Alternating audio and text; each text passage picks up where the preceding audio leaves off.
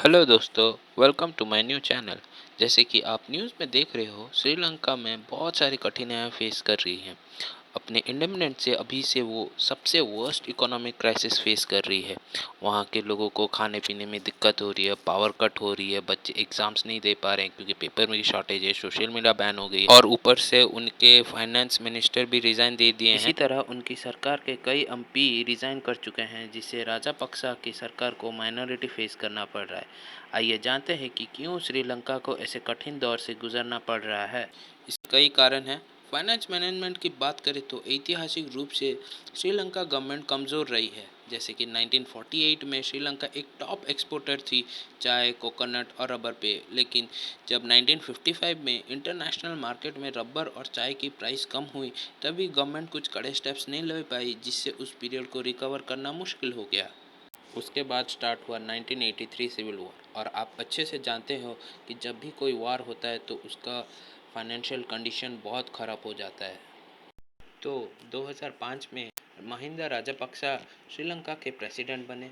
उनकी सरकार कंट्री के डेवलपमेंट के लिए पैसा उधार लाना शुरू कर दिया, पर गवर्नमेंट बॉन्ड्स को कैपिटल मार्केट पे बेचने लगे।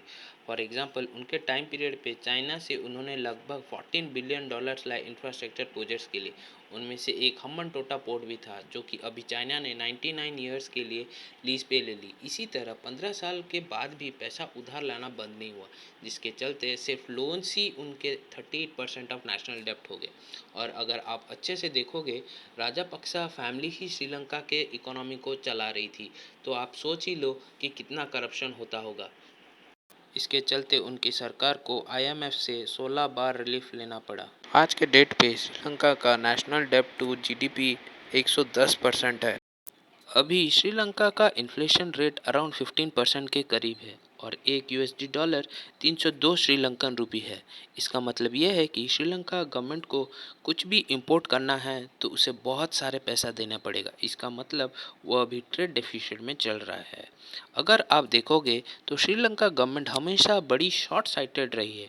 इन्होंने हमेशा देखा है कि 2-4 साल में जनता कैसे खुश रहती है, इसीलिए उन्होंने कई सारे फ्री भी देना शुरू कर दिया है, जो कि उसकी कैपेबिलिटी भी नहीं थी। जैसे कि वैट 15% से 8% रिड्यूस करना, रातों ही रात केमिकल फर्टिलाइजर्स को बैन कर देना, जिसके चलते उनको अभी खाना भी ठीक से नहीं मिल पा रहा है।